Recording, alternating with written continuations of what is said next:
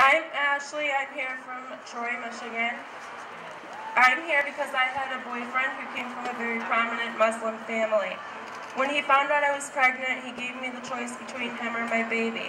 When that didn't work, he gave me the choice between him dying as a martyr for his religion or my baby.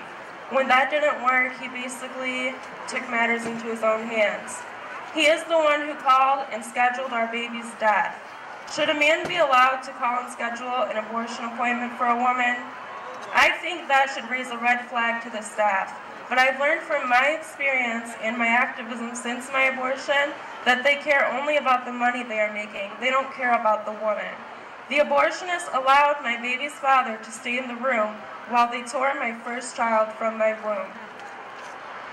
As I pleaded for them to stop, which is when I felt the speculum being inserted, I was telling them to stop. I was trying to get up, and the abortionist told my baby's father, who was sitting in a chair to my left, to keep my arms in place. He told his medical assistant, who was standing at the head of my bed, petting my head as if it would help, because she recognized I was so emotionally distraught. She even made the comment, "I feel so bad for you, sweetie. I don't want you to do this." And then she held my head in place because I was lifting it up, trying to communicate better to the abortionist, who I know heard me tell him to stop. When I felt the pain of him scraping my baby in shreds from my body, I was pleading even more with him to stop and telling them how bad they were hurting me. What I want people to recognize is that these abortion mills claim they are there to assist in empowering women in our society and give them a choice. They did not give me a choice. My baby was aborted 6 days prior to my 23rd birthday. Before my baby's death, I was a pre-med student majoring in nutrition. I ranked in the top 20% of my class at my university. I had my life all together.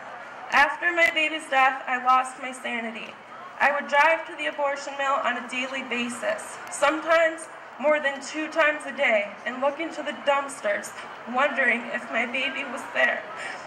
I'd sleep there or drive around aimlessly, having hallucinations of my baby who I'd never be able to hold. On multiple occasions, I tried to commit suicide. I was self-destructive on a number of levels. As far as my education, I failed every single class this semester after the abortion. My boss at my job was pregnant.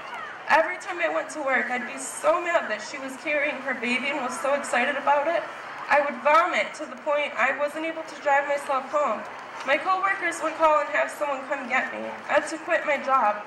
My story might sound appalling to you, and maybe it's different from the other stories you heard and that you're going to hear today. But even though the stories are different, one thing is certain. The pain of each of them is the same. I'm now 24. It's been slightly over a year since my baby's death.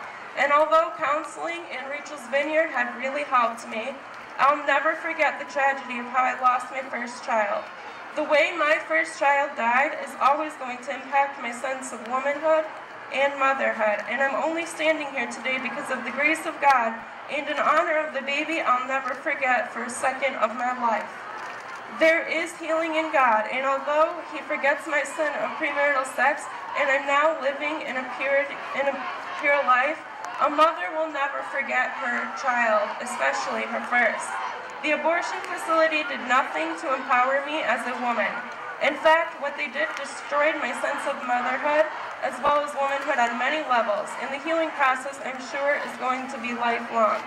Abortion does not only take the life of an innocent child, it leaves mothers with a lost sense of motherhood, a lost sense of womanhood, and a lost sense of self-identity, and that's why I'm here to be silent no more.